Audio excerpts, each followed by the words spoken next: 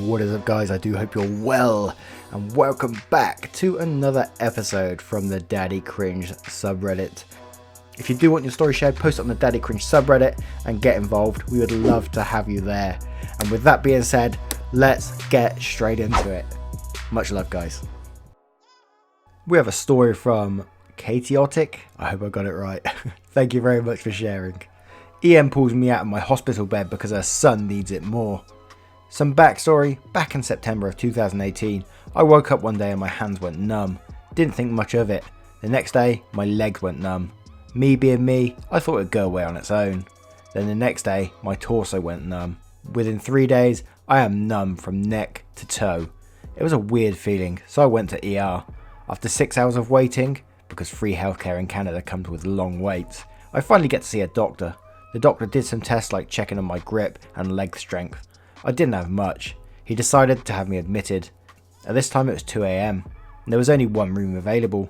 It was the room used for patients with highly contagious illnesses like a bad flu. I live in a small town with a small hospital, so that night I had to get a lumbar puncture. They numbed my back like I was going to get a filling, and then stuck a needle in my lower spine to get fluids out to do further testing. Because of that, I couldn't walk due to the pain. They also set me up with a heart monitor because they thought I had something called, oh god, Guillain-Barré syndrome? Sorry. So after all that fun, they let me get some sleep. The next day arrives, and this is where the fun begins. Cast, me, duh. EM, duh. K, EM's kid, about 5. BA, best auntie. N, nurse 1 and 2. Security guards, times 3. You know it's going to get spicy when there's 3 security guards already being mentioned. So after one comfortable night in the hospital attached to wires, I wake up to see my aunt in the room. She brought me my laptop, some clothes, toiletries, breakfast, and wanted to see how I was. I was still in pain, still numb, and I was so uncomfortable I couldn't move much of anything below my armpits. The nurse came in and gave me some more painkillers and took me to get an x-ray. As I was coming back, I heard this lady shouting that her son needed to be put in a room right now because he had many injuries. I didn't think too much of it. I just wanted to get back to my room and continue binge watching Supernatural. My aunt left me a note saying she was going to get some tea and wanted to get some air, so she was gone. As I watch Supernatural, I can hear the lady talking just outside the door. I look out my door window and see her yelling at a nurse. The nurse said she'll see what she can do and then walks away from EM. She then starts to look around and we make eye contact through the window. Oh no, I think. You make eye contact with the EP. First mistake! She opens the door and brings her son in. Her son looked fine, by the way, just a scraped knee. Excuse me, young lady, but my son needs his bed, so can you get out? What? You heard me. Get out the bed and give it to my son, she said in a more aggressive tone. No, the nurse can help you though. She's useless, and you'd be doing my poor baby a favour if you did this. My son needs this nice room to himself until he gets better. I look at her son who's playing on EM's phone, not caring about his scraped knee. I'm sorry miss, but I can't do that. Sure you can, just stand up and find a different bed. Please leave. I try grabbing my nurse calling button, but the EM takes it out of my hand. Give my son your bed now, she yells. She then grabs me by my legs and starts pulling me off the bed. I try and grab something, but I couldn't hold on since I had no grip. She throws me on the floor. I yell in pain, hoping a nurse would hear me. No luck. I try to get myself up, but only knock over the heart monitor that I was attached to. It falls on me. I was tangled in wires with a heart monitor on top of me. I couldn't move. I started yelling as best as I could, but I was running very low on energy, and EM was running low on patience. Shut up! She yelled and kicked me in the back. I scream in pain and start crying out. I'm in pain and just confused about everything going on. Just then, my aunt walks in with 2 cups of Timmy's tea and some muffins. Sorry, I don't know why I found that funny. That is just like your aunt walking in with muffins in her hand and tea, and you're on the floor wrapped in wires and there's an EM kicking you. It's not a funny situation, I know, but the picture that was put in my head, it was funny. What the fuck did you do? She yelled at EM. My son is sick and needs this bed. Besides, your daughter is such a drama queen. My aunt and I look very similar. We often get mistaken for mother and daughter. My aunt then goes and gets the nurses and security. She wanted to help me up, but due to the injuries caused in a car crash some years ago, she wasn't able to. The nurses show up, and so do 3 security guards. The nurses ask her to leave, but she refuses, Then the guards tell her she needs to leave before they have to use a more forceful approach. My aunt was just standing close to EM, still holding the tea, while the nurses started helping me up. The EM then grabs the tea and throws it at the guards. She misses. Two of them grab her by her arms and escort her out, while the third is kind to her son and holds his hand as they leave the room. Apparently the son was on his mum's phone the entire time, not giving a diddly damn about his surroundings. I could hear the EM screaming down the hall for a while. I got back into bed and was given more painkillers. The next day, I was allowed to take out the heart monitor wires. It was my Wolverine or Hulk moment, just ripping them off. And the next day, I was allowed to go home. If you're wondering what was wrong with me, well, it took 17 vials of blood, an x-ray and 4 MRIs to diagnose me with multiple sclerosis. I know it's not a happy ending, but at least I know what it is, and I'm able to start treatment. I have a support system from my family and friends, along with a role model who happens to be the drummer of my favourite band. Billy Talent is the band name. Bit of free promo there. Now let me tell you, I will not let EMs or MS take me down. I'm going to continue living my best life. Thank you for reading. Have an awesome day and remember that you are enough. What a wholesome message to end on. And I'm so sorry to hear that you've got multiple sclerosis, but it sounds like you're in the positive mindset to keep fighting it, so fair play to you. But holy shit, that EM pulling you out of bed. I know I laughed at the middle bit and I shouldn't have, so I apologise to that. But holy crap, the EM grabbing by your legs when you got MS and you're being grabbed by your legs and dropped on the floor and then kicked. What the fuck? And then the little kid there just playing on his mum's phone at the same time. It sounds like absolute chaos. And then your aunt coming in with the muffins and stuff. Oh my word. Oh. Sorry, I got a bit excited in that bit. But thank you so much for sharing that story. That is absolute chaos. Our next story is from Draco Foxgal. I hope I got that right. Make my life a nightmare and hack my email. Enjoy being expelled. Sorry for the formatting. Mobile, schmobile, and no flair. I still haven't figured them out. English is my first language, and I apologise for any mistakes.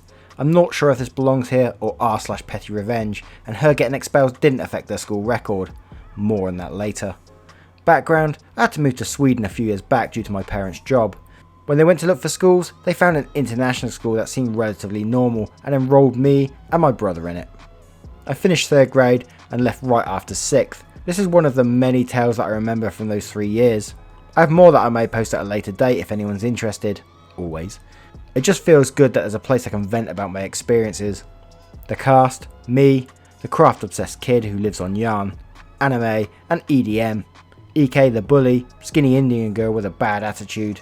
NK, nice kid, we became friends for a little while. She was a lovely girl and I do miss her sometimes. DT, douchebag teacher. DP, douchebag principal. D, the most awesome dad in the universe. Story, it was spring in my 4th grade year and I had a rough start.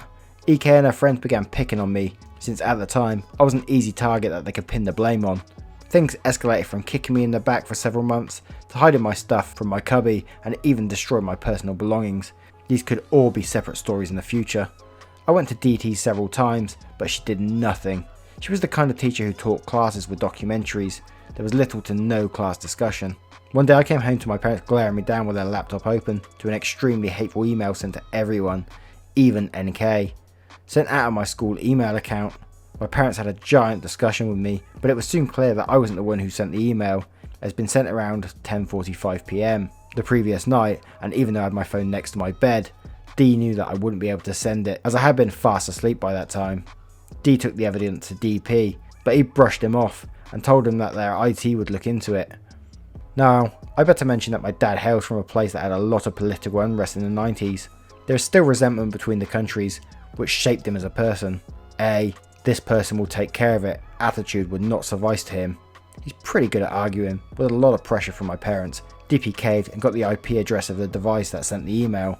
It was EK's. I confronted her and she admitted it was her. I was livid and wanted to punch her right there in the face, but given my reputation as a troublemaker and easy target, I had to hold myself back. She explained that most of the class, NK was not involved, had pitched in to gain my trust and find out my password. It was pretty weak at the time. Then, she used it to gain access to my email and send the email. By the time she was expelled, she was leaving for another school anyway, but I still hope it got on her school records. I'm much better now since I'm back in the USA. School is much better than that school. EK, if you're reading this, I have questions. Are you truly happy about the pain you inflicted for years upon me? Do you even remember me? To anyone who is reading this, thank you. This has been weighing on my chest for 5 years now. I've needed a place to let go. Thank you for reading once again, and I hope you have a wonderful day. I'd be willing to answer most questions if anyone asks. Now this one, it touched a nerve for me. When I was in my last year of school, I was bullied, and when you say you got kicked in the back and stuff, yeah, that brought back some memories. I had exactly the same issue. I always remember coming out of like a maths class, there was always these two guys. There was one skinny guy, which I was always confident I could handle, but you had a big friend who was a fucking giant. So I couldn't mess with him, and whenever I came out of maths class and I was walking downstairs, I could always remember getting kicked in the back and always like trying to avoid him at like in playtime, I can't remember what it's called, break time, whatever, and like it got to the point where it's coming up to my like final exams and I was just missing school. What I'd do is, because I was so thin at the time, I could just slip between the bars and I would just disappear. I'd go to registration, disappear for the rest of the day and come back at the end.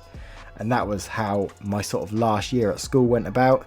And there's much more to what these guys would do. They were just like fucking literal troublemakers. One time when I was in science class, not particularly me, but this just shows how bad they were. They would like, in science we had like, I don't know if they're in all schools or whatever, but like gas taps for Bunsen burners and stuff that you could plug into. They would like turn on the gas tap and literally light it. It was like a fucking flamethrower across the room. It was horrific. Yeah, I'm totally with you on this, and I totally agree. It's always good to talk about bullying situations, so well done for posting this. And I hope, as you say, your life is better now, and I know you never get those memories out of your head, and you always wonder what those people are up to, because I do myself. And I would like to ask my bullies as well exactly the same questions, but at the same time, you know, I don't want to give them the benefit of the doubt, so we just need to breeze past it and enjoy life while we can. Much love, and I hope it doesn't weigh on your mind too much. Now we have a story from Jay Plays. Thank you very much, my dude. Or my dudette. Ian wants me to date her daughter. Well, it's my dude now, isn't it? Hey Daddy Cringe, I've been watching your videos lately, and I want to share a story of an EP wanting me to date her daughter. Cast, EM, Karen. Her name is actually Karen. Holy shit, this is gonna be good. ND, nice daughter. She became my friend. Me, tall Korean lookalike. What do you mean a lookalike? Okay, fair enough.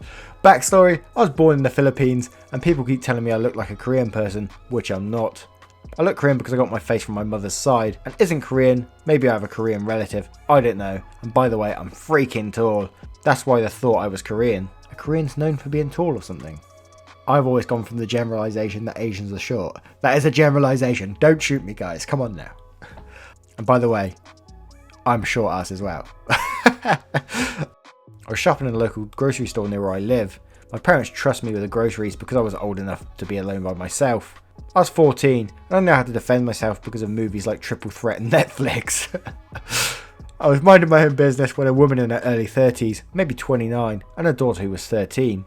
The following conversation happened. Hello young man, are you single? At the time, I thought she was flirting with me. No, mum. Good. Date my daughter. Bit abrupt, but okay. What? Date my daughter. Sorry, mum, but I'm not looking for a relationship right now. But we could be friends if she wants to. The nice daughter says, sure, we could just be friends. EM then pipes up. No, you two should date. I want grandkids. What the hell? You're 14. She's wanting grandkids already. The hell? Mum, like him, I'm not looking for a relationship. Fine. After that, we exchanged phone numbers and we went our separate ways. After shopping, I went in and put the groceries where they need to be and went to my room, and me and ND started texting each other. She apologised for what happened. I replied with, it wasn't your fault. And that's when the texting became phone calls, and eventually ND became my girlfriend. It's our first anniversary, and BF and GF, which reminded me of this story. I'm not sure what that is, but... So you're telling me EM got what she wanted in the end. She done the old double bluff and you fell for it. So, when's the grandkids coming along, Jay Place? Much love, my dude.